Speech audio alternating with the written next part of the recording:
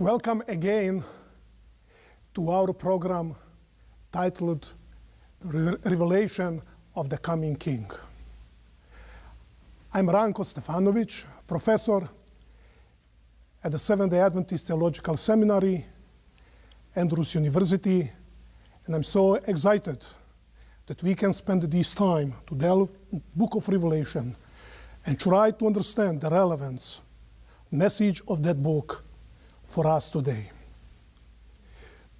Last time I spoke about my accent, but this is not the only thing that people are confused about with regard to me. They ask about my name. So let me just take a few moments and say a little bit about my name. My name is Ranko Stefanovic. Ranko, in my Croatian language, means an early one. You know, sometimes parents, they make mistake by naming children, by giving them certain names, early one. Okay, but my last name, Stefanovic, actually comes from Greek. In the Greek language, there are two words for a crown. One is the Greek word diadema. You can guess already that from that we have the English diadem, and it's a royal crown. When we go to the book of Revelation, we see in Revelation 19 that Jesus has many diadema crowns on his head. So that crown is reserved exclusively for God and Jesus Christ. But we will come to that. You will notice in the book of Revelation that there is another entity in the book that claims such a crown. Probably you already guess. If you go to Revelation chapter 12 and Revelation chapter 13, you will see that the dragon and the sea beast claims that crown. So we are dealing here with the power opposing to God and claiming the prerogatives of God. But human beings are not promised such a crown. The second word for crown in Greek, it's a Stephanos crown. That's not a royal crown. It's a garland given to the winners at ancient Olympic Games. It's the crown of victory. This is the crown that is promised to us. Yeah. For instance, when we read in 2 Timothy chapter 4, Paul says, I finished the race, my life is over, and I know that to me, Stephanos' crown is promised. He said, not only to me, but to all those who are waiting for his coming. Revelation chapter 3, verse 11, be faithful until the point of death, and I will give you the Stephanos of life. It is out of this Greek word, Stephanos, that actually my name comes from. Okay? Stephan, the Western Stephen, are both derived from this word. And Stefanovic actually means a little Stephen in my language. You know, the person lived somewhere, he was a foreigner there, and people ask, who is this person? He is son of Stephen, little Stephen. In my language, it's Stefanovic. That's actually how people got their second names. So this is a little bit about my name, but in the same time, we want to see different aspects of the book of Revelation there. So if you, among our viewers, if you have the name Stephen, just know that is rooted strictly in that biblical promise that one day, when our Savior Jesus Christ comes, we will get that Stephanos of life. But today, we would like to go to another aspect of the book of Revelation. Keep in mind, we are still in verse 1. Yeah. And believe me, we can spend hours and hours just on the first 3 verses of the book of Revelation, which actually are a part of the prologue of the book. But about that, we'll talk later. So please, I'd like to ask you, if you can open your Bibles again, but please, I want to fulfill my promise. I will do it always at the beginning of our study and at the end. If you are able to hold in your hands my commentary that we recommended last time, you still have a chance somehow to Provide a copy for yourself. Our presentation today, it's based on the pages, if you want to follow and later to study for yourself, from page 17, 17 in my commentary. So 17, 18, 19, 20, 21, and so on. And then also, part of what we will cover today is found on pages 58, 59, 60, and 61. But our focus will be primarily from pages 17. So I would like to encourage you, once we are done with this presentation, I would like you really to get more information there from my commentary, but to take the Bible. This is our primary textbook, as we mentioned last time, and please go and continue and study this book for yourself, whether by yourself or in a group of some devoted Christians who would like also to study together to get the meaning of that book. So, what are we talking about today? Please, would you turn back to that opening text of the book of Revelation, Revelation chapter 1, verse 1. The revelation of Jesus Christ. We saw it last time, that this is the title of the book, which God gave him. And then we saw the purpose of the book, to show to his servants the things which must soon take place. But now we are going to the last part of this verse. It said, and he, who is that he? Jesus Christ himself. He sent. And my New American Standard Version says, and he communicated it by his angel to his servant John. The casual reader of the book of Revelation, especially when you read this in English, and because of different Bible translations, you don't see anything too much significant here, except that Jesus revealed to John, the revelator, things that are mentioned at the very beginning of this text, things that will take place in the future. And I just want to tell you, I want simply to show to you how sometimes we need really to go to the biblical language. I know not everybody can read Greek and Hebrew, and that's okay. That's why we need different Bible translation. And sometimes we need the people who know those languages to tell us what is in. Because here, in this clause, it's one of the most significant words that we have in the book of Revelation. I'm repeating. One of the most significant expressions in the book of Revelation. And this word really tells us how to interpret the book. Okay, so what is the word? Let's read one more time the last clause. It says, and he, Jesus, he sent, and now I have here, and says, and he communicated it by his angel to his servant John. I'd like to invite all of you and our viewers. You probably have different versions here in front of yourself. My New American Standard Bible says that Jesus he sent and he communicated it to John. Dear viewers, if you have in your hand King James Bible, for instance, you will find that the King James Bible has a different word. It says signified, that Jesus signified. By the way, you who are here in front of me, I'll say that you see that even my New American Standard Bible says here in the margin that the correct word should be signified. Mm-hmm. So the word that Jesus communicated, it's actually an interpretation.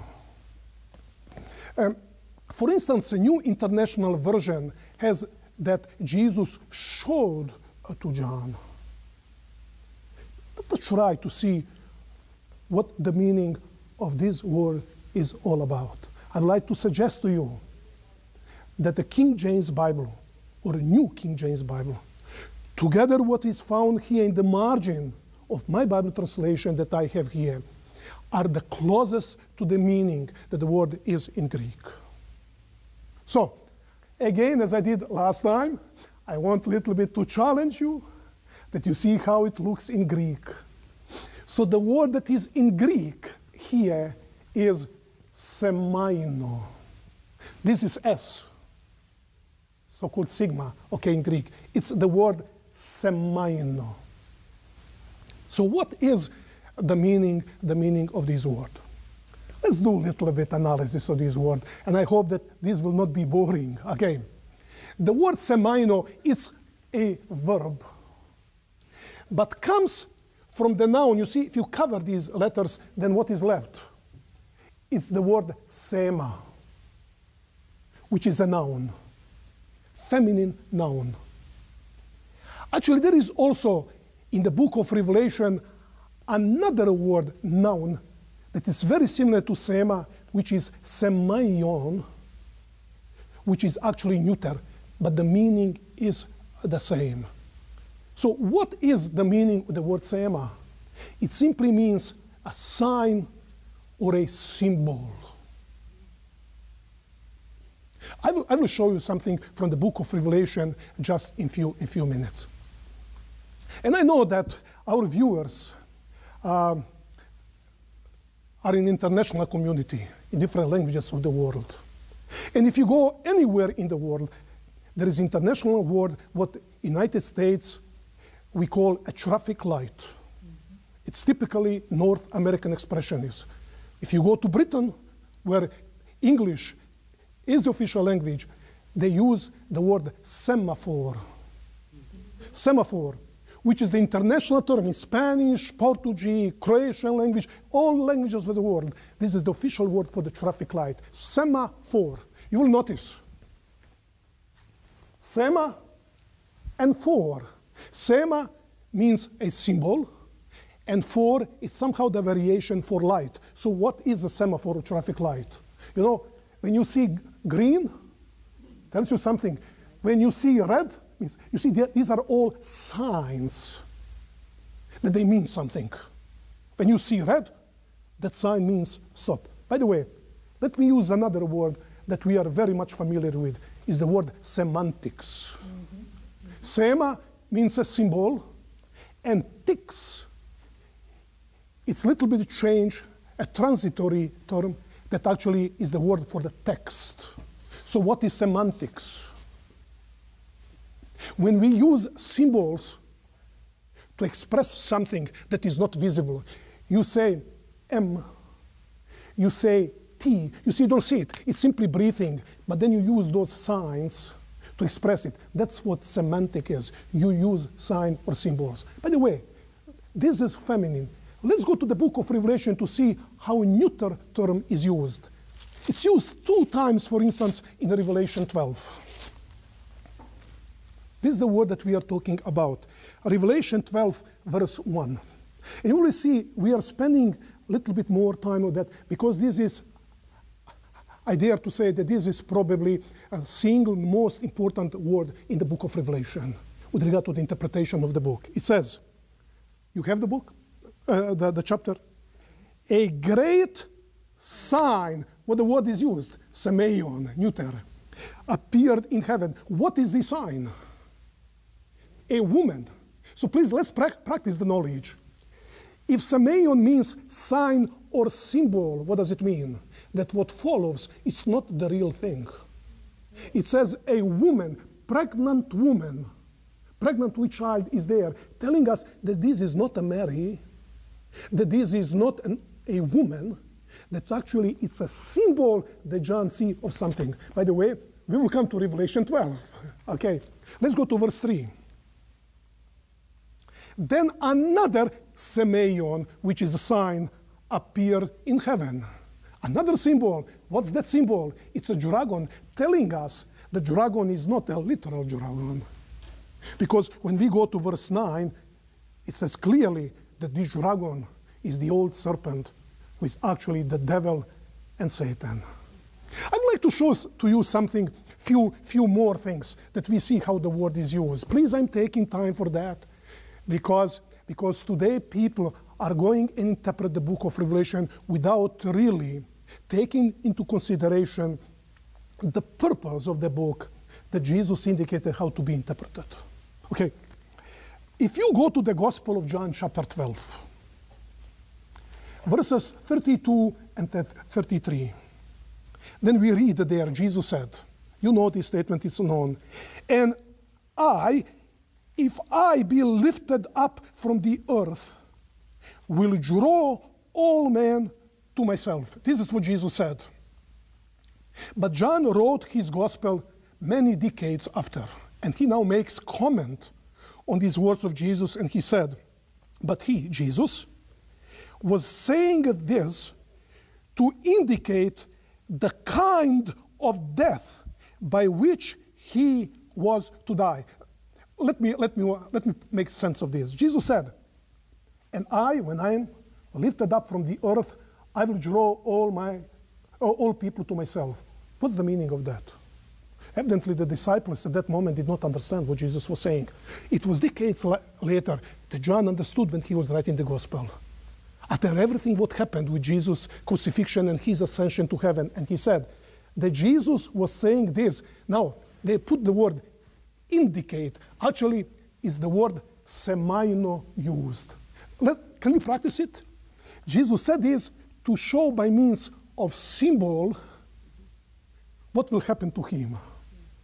So we know that when I'm lifted up, it means the cross. Let's see another case. The Gospel of John, chapter 21, verses 18 to 19. Verses 18 to 19. Is the book of Revelation, very exciting book to study, huh? Okay, 21. Again, the words of Jesus. Truly, truly, I say to you, when you were younger, you used to gird yourself and walk wherever you wished. But when you grow old, you will stretch out your hands, and someone else will gird you and bring you where you do not wish to go. So these are the words that Jesus said to Peter, but evidently Peter did not understand what Jesus told him. Was that Jesus tried to tell him, you will stretch your hands. Somebody will take you to the place you don't want. Actually, it was, again, decades later, when John was writing his book, that he understood it, and he makes a comment. Now, this he said, signifying, the word semaino is used. It means showing him by means of symbol what kind of death he would glorify God. And when he has spoken this, he said to him, follow me. So I hope now that we can get a little bit insight into the meaning of the word semaino. But there is another word that is probably, another biblical passage that is more significant. And when John, in Revelation 1:1, quoted the words of Jesus, in using the word semaino, actually he had another book in his mind. And that's the book of Daniel. I don't know if you're familiar with or not, but the Bible, yes, originally was written in Hebrew, and few chapters were written in Aramaic. But actually, it is 300 years before Christ that the Bible was translated into Greek language, known as the Septuagint. So Septuagint is Greek translation of the Old Testament. So in Daniel chapter 2, verse 28 of the Septuagint version, we have the following words. I would like us to read it. However, there is a God in heaven who reveals mysteries. And now, let's pay attention. And he has made known, actually, the word semaino is used. God made known. What does it mean? It means that God revealed to the king Nebuchadnezzar by means of symbol what will take place in the latter days. This was your dream and the visions in your mind while you were on your bed. Actually, it is the Septuagint version that uses the word semaino to indicate that what the king Nebuchadnezzar saw in that dream was actually a symbol or a symbolic presentation by which God wanted to show to the king Nebuchadnezzar what will take place in the future. I hope now that we have already a sense of feeling what the meaning of this word is. So I would like to give you a lexical meaning of this word. It simply means to show or to communicate something by means of sign or a symbol. It means to show, to communicate something by means or signs of symbols. So let us now practice this knowledge here. Let's go back to Revelation 1:1. Let's go to the last clause of verse 1. And he, Jesus, he sent, and he showed it by his angel by means of symbol to his servant John. I don't know if this is good English, what I express it here, but I hope you were able to get the meaning of this text. As I mentioned, this is probably a single most important word in the book of Revelation with regard to the interpretation of the book. And the text is telling us, these words telling us, that when Jesus came and he revealed the content of the book of Revelation to John, what John saw it, what was shown to him, it was not something literal. It was shown to him by means of a symbol. Oh, now we have a great discovery now, telling us that John received his visions in visual or figurative presentations. Oh, we learned something new. But please, let us build on this. When I usually talk to my students and different people about this, people reach different conclusions. And I will never forget, I was in one part of the world talking about this, and then people asked me questions because somebody else who had heard my presentation before was talking to them and telling them, you see, nothing in the book of Revelation is real. Everything is symbol. And in order to explain to those people what actually the text says, let's take, for instance, New Jerusalem in the book of Revelation. You see, there is no city. It's simply a symbol of something. Symbol of what? So I had to intervene. And from that time, it happened 3-4 years ago. I used New Jerusalem a little bit to clarify what is this. So it's very important that we keep in mind about this, what was shown to John by means of symbol is that what is in the book of Revelation, what John saw in the vision, are real things, real events, and real systems. Are you still with me? However, it was shown to John in the vision by means of symbols. Okay? So real things, but shown to him by means of a symbol. Okay? And I would like a little bit to clarify it. Since I used already the illustration of a New Jerusalem, please allow me to take a few minutes to talk about this.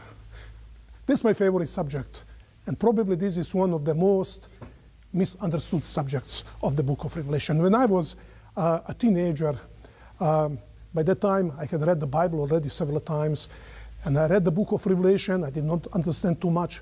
When I went to the book of Revelation, there are some things that puzzled me. And one thing is that you read there in chapter 21 that New Jerusalem is the city coming from God. And the city is surrounded by huge walls. Then I asked my parents, they were godly Christians, and other godly people, I asked them, why does New Jerusalem need the walls? And of course, explanation I got, well, you know, we have to feel safe on the new earth. You know, teenagers, they ask strange questions. I said, safe from what? It's the same. I just want to tell you, it's the same. We read about the tree of life and the leaves for the healing of nations. Take different commentators, because when we eat those leaves, we will not get sick. How is that you will get sick on the new earth? There is no sin any longer. There is no tears. There is no death there. And you see, so many times we are struggling in order how to understand the book of Revelation. And it's not always easy to understand it. We are struggling with regard to the meaning of that. So I would like really to go a little bit to the book of Revelation, to New Jerusalem issue. Okay, the city is surrounded by walls. Any idea, when you go to Revelation chapter 22, how wide are those walls? How wide is the city? Of course, I know we can now go and give different measures, but the best length that we have here is about 1,400 miles, which is in the metric system about 2,000 kilometers. Boy, that's a huge city, huh? Yeah. But please, can you help me now? How deep are the city walls? Same. Again, 1,400 miles. And of course, we can still say, yeah, it's a huge city. Yeah. But we have another problem here. How tall are the walls? 1,400 miles. It doesn't make sense. Because if you go to Palestine, you can see the best and the safest city in ancient times. They were about 20 yards in height. That's a safe city. But can you imagine 1,400 miles? Actually, I just want to use one joke. When I was in one place a number of years ago, one lady came to me and she said, now I understand why New Jerusalem we cannot see the sun. It was just, she was joking, but it was so cute. Because what is the purpose of this? By the way, let's explain how the city looks like. Is that? And then we have, I'm sorry, it go like this. Then it go like this, okay? You know this? And then, boy, I'm not an artist, I'm sorry. Okay. How does it work here? No. It goes this. Okay. We see that actually the city is the perfect cube. So what is the meaning of that? And now it brings us to something that is very fascinating. John said, I did not see a temple in the city. Why? Because the Lord God is the temple. I did not see the temple. And I know usually we take this text, but then we go to Revelation chapter 7. It talks about 144,000, telling us that 144,000 will serve God in his temple. So there is a temple on the new earth. And John does not say that there is no a temple on the new earth. He said, I did not see temple in the New Jerusalem. Why? Because there is something fascinating. If you go to the Old Testament, the most holy place was a perfect cube. So now, why there is no temple in the city? Because New Jerusalem functions as the temple of the new earth. And the presence of God makes it temple, because where God is present, we have the sanctuary there, we have the temple. Okay, can you help me? What was located in the most holy place of the earthly sanctuary? What was inside? It was the Ark of the Covenant. You remember with that caporet there, mercy seat. What did the Ark of the Covenant symbolize? The throne of God. Now John said, I saw the throne of God in the city. And everybody has access to that throne. Not by faith any longer. We don't need priests any longer. Everybody can approach that throne. Come into the presence of God. Because he says, and we will see his face finally.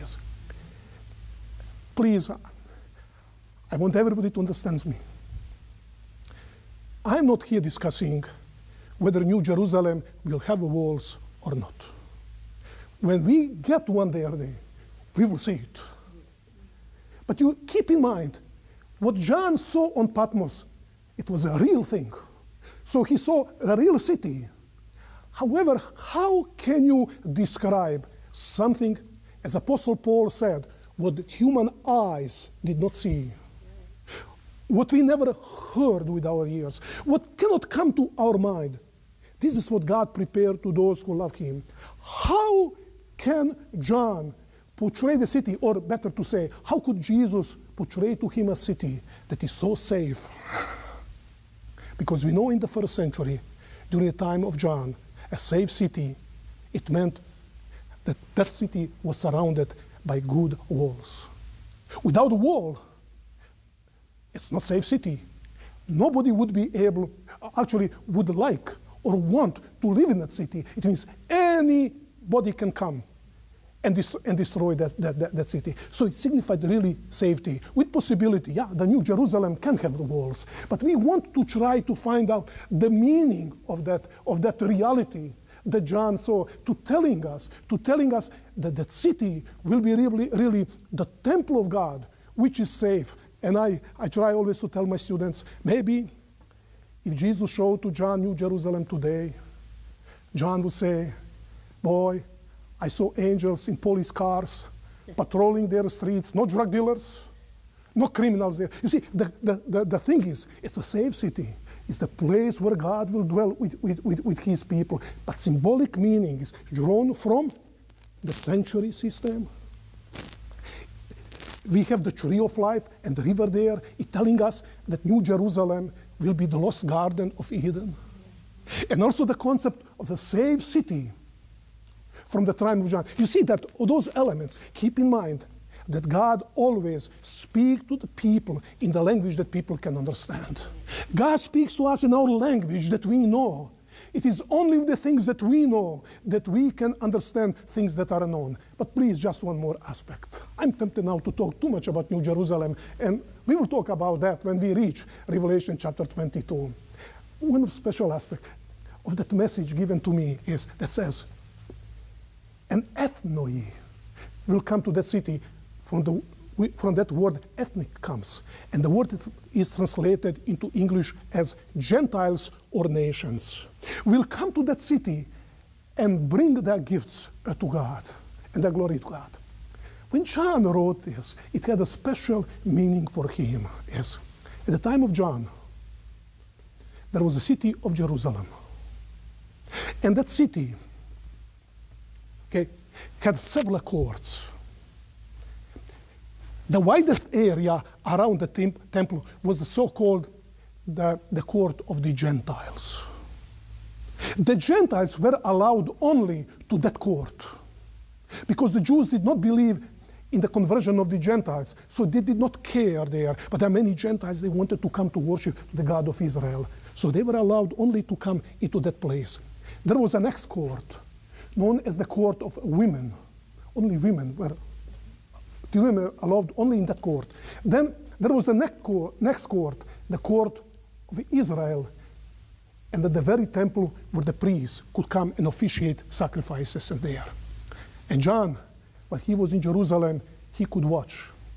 Because from the court of the Gentiles to the next court, the court of women, there at the entrance, there was a huge inscription that any Gentile who passes through this gate will be responsible for his own death.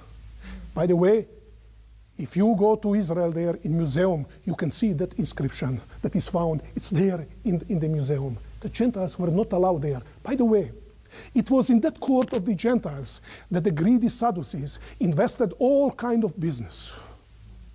It is from that court that actually Jesus, you remember that, expelled all those sellers there and money exchangers, etc. They did everything to prevent Gentiles to worship and to give glory to the God of Israel. But what do we have now with the New Jerusalem? That the promise that given through the prophet Isaiah, and my house will be called the house of prayer to all nations, Gentiles, finally will be fulfilled.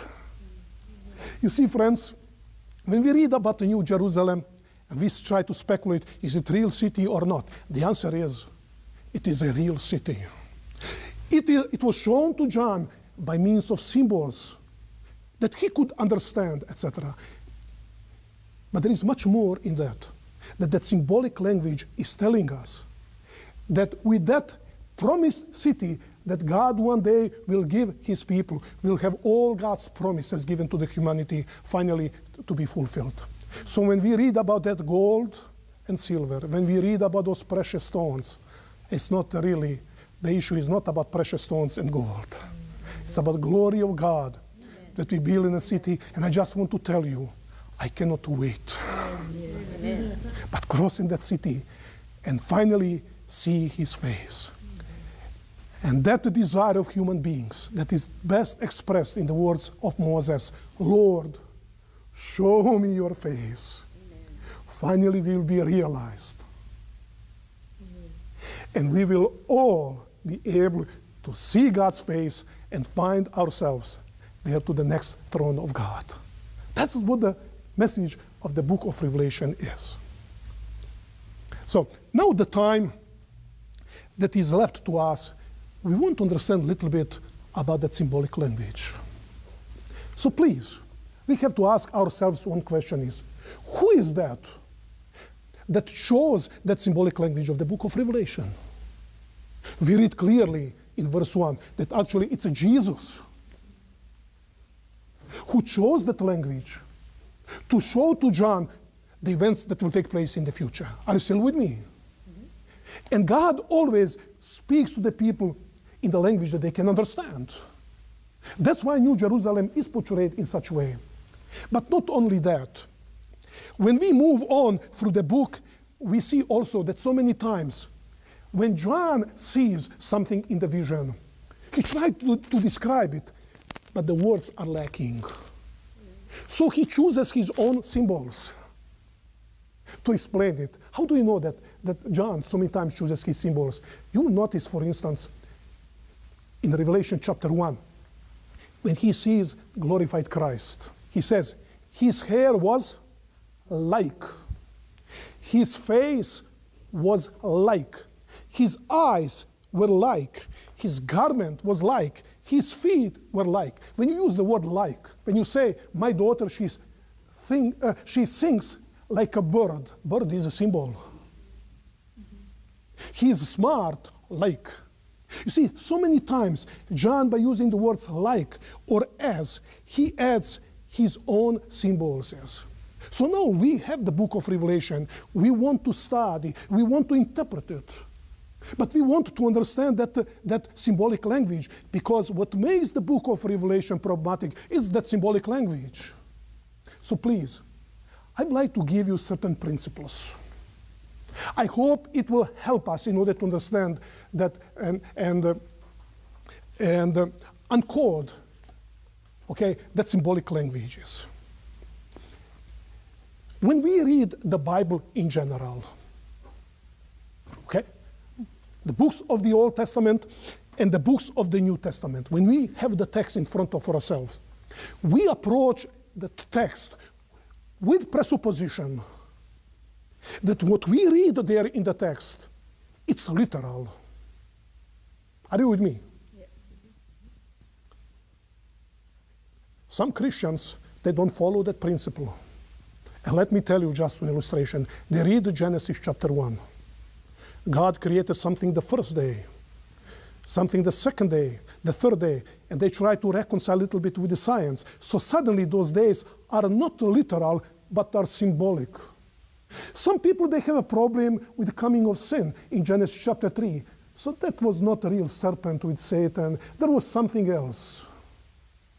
Many people, they have problem with the book of Jonah. So Jonah never existed. Jonah is symbol of something else. I'm sorry.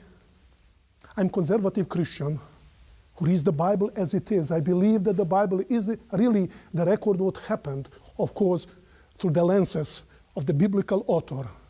Using his personality, the biblical author portrayed what happens.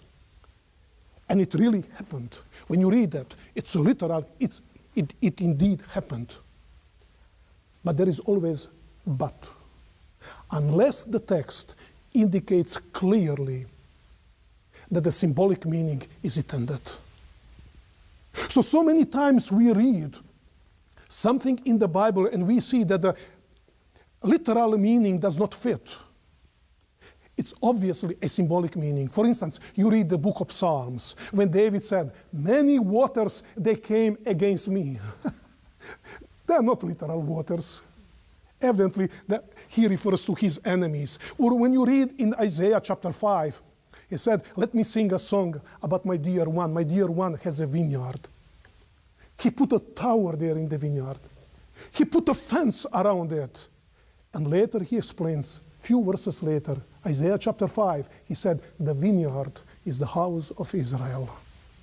The tower is the law of God that is put there." So you see, we are dealing with symbolic language. So the text must clearly indicate to us that the symbolic meaning is intended.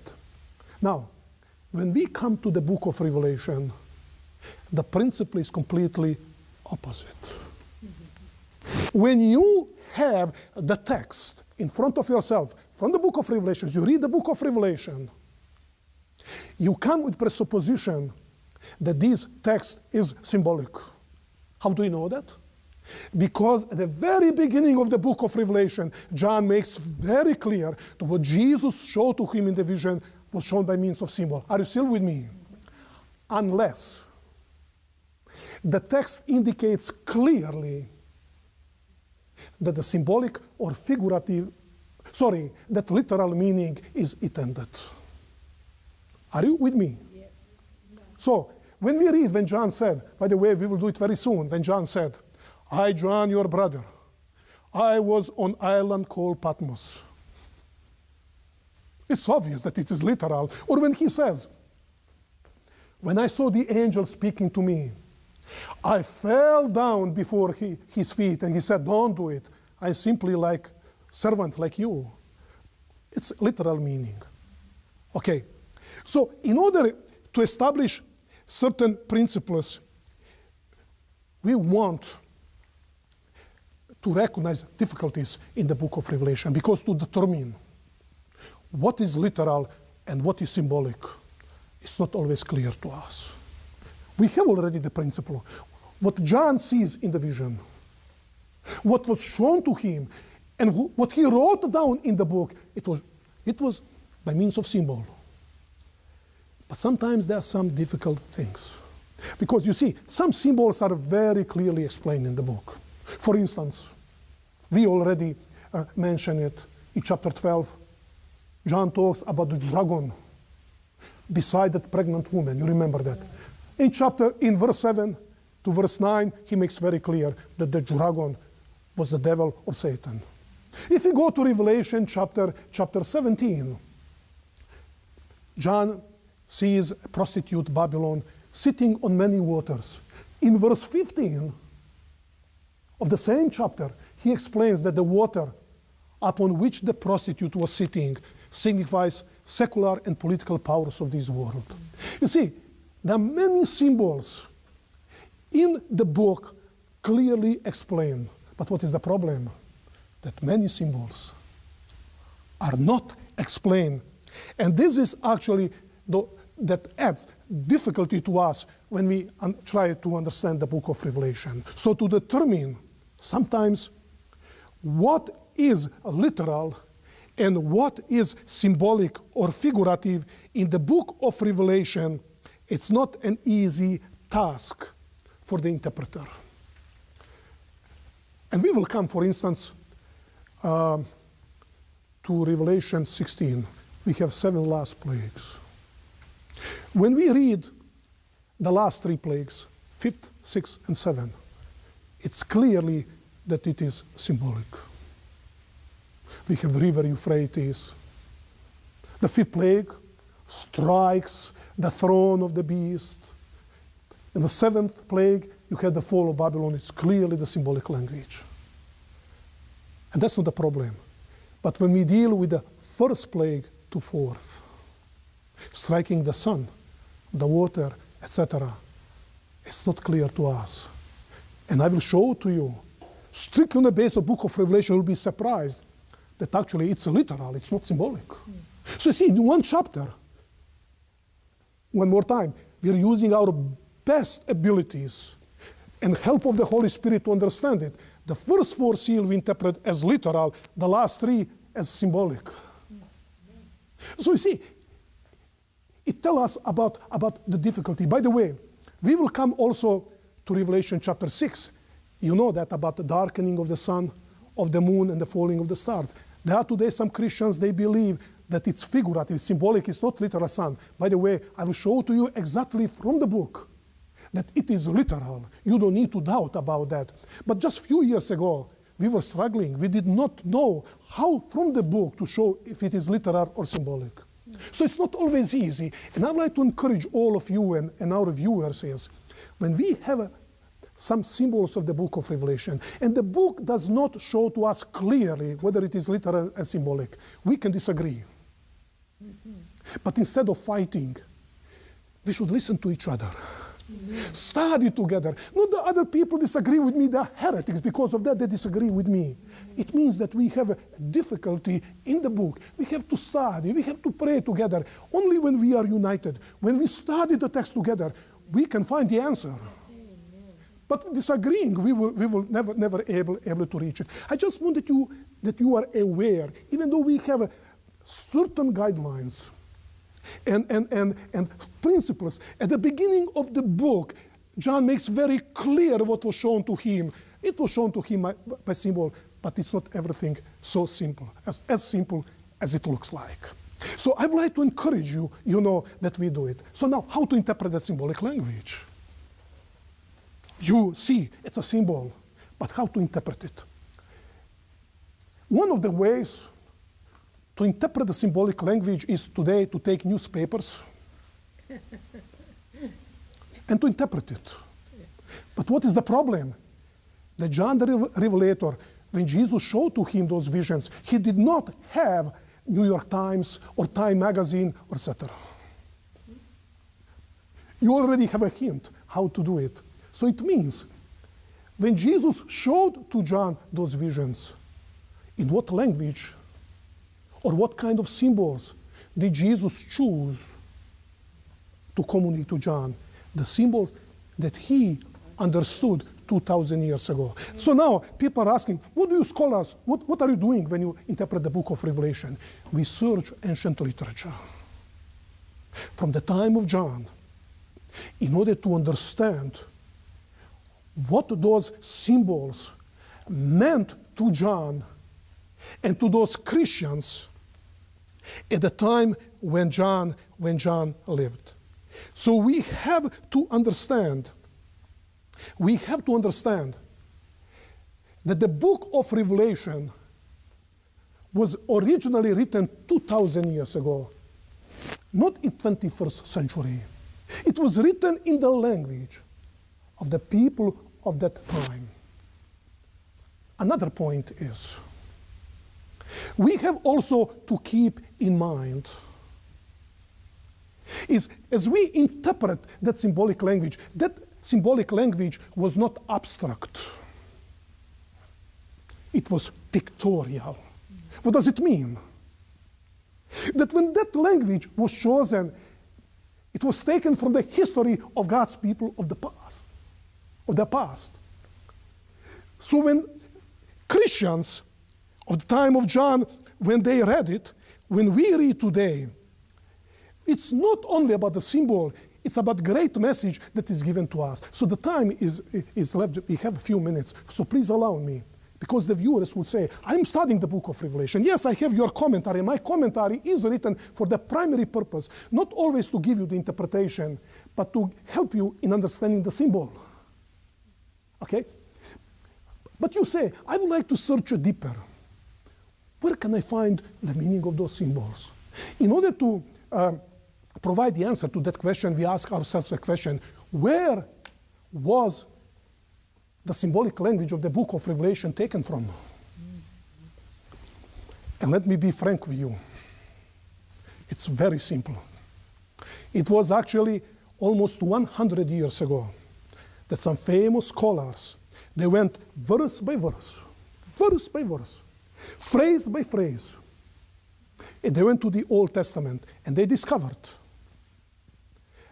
you know, when you put all the verses of the book of Revelation, when you put them together, we have 404 verses.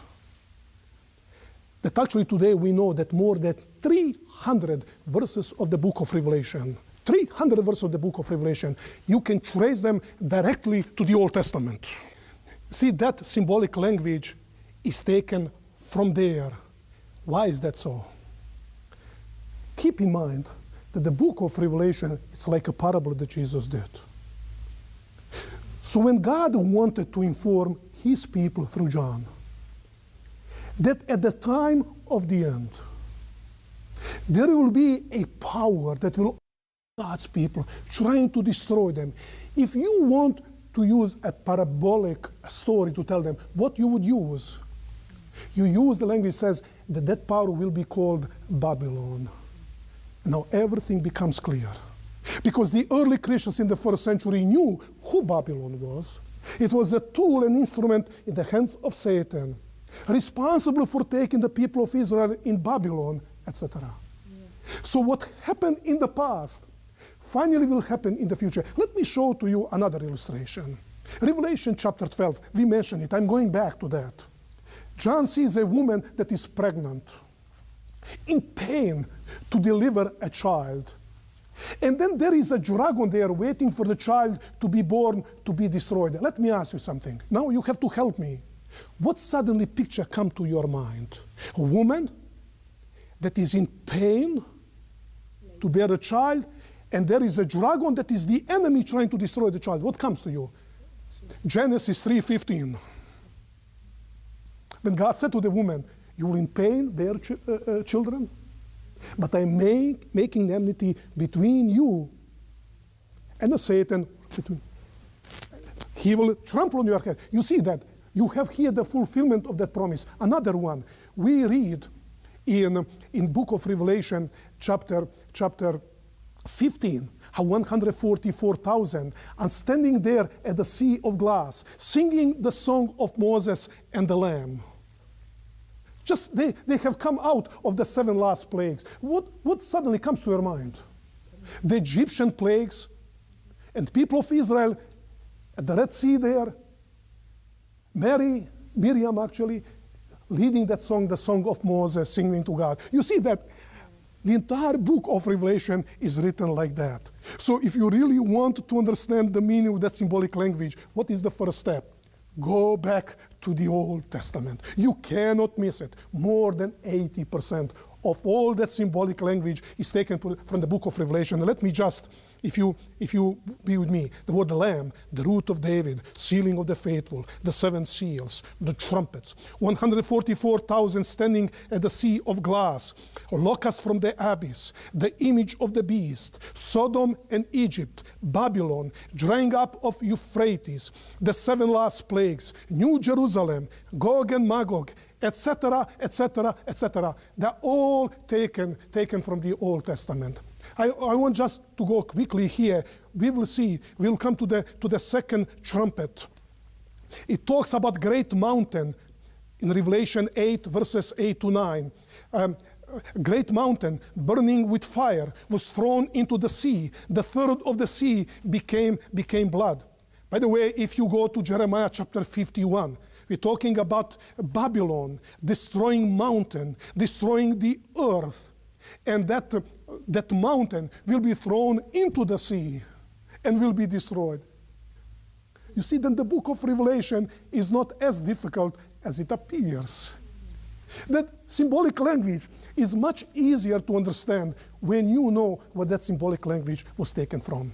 But just briefly to mention, we have some remaining parts of the book of Revelation. We try to understand that symbolic language.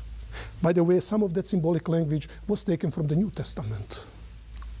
John also used the symbols from Asia, from the time when he lived, in the same way as we use the symbolic language. But much of that symbolic language was taken from the Jewish apocalyptic literature. You see, when the Jews came out of the Babylonian exile, there is a huge stream of literature that was written, trying to explain to the people about those unfulfilled prophecies of the Old Testament, why they did not take place. And they used the language of the book of Daniel. They added many other symbols, many books. So that symbolic language was so much in the minds of God's people of Israel during the time, and early Christians, they did not have difficulty when they read about the woman, when they read about the beast, when they read about horn, when they read about 1260 days. There was no difficulty to understand it, because this is the language they used in a synagogue, they used in their conversations about the Old Testament, about God's unfulfilled prophecies. You see, friends, how the book of Revelation is given in the real world. It speaks so powerfully. It spoke to the people who lived at the time of John 2,000 years ago. Keep in mind that the book of Revelation was not written to us today. I know what you think. It was not written to us today. It was written to those Christians 2,000 years ago. But it was not written for them only. It was written for us as well. But originally, it was written to them. So we need a little bit to be acquainted about the way how the book of Revelation was written. We have to be familiar with that symbolic language, about the sources from which that symbolic language was taken from. But above all, I'd like to advise you, when you take the book of Revelation, the first thing, go down to your knees, close your eyes, and say, Lord, I am doing my best. I want to understand the message of the book of Revelation, so please speak to me. Give me your Holy Spirit. Use all those good tools. This is the best textbook. Other tools. Pray to God, and the book of Revelation will to you powerfully.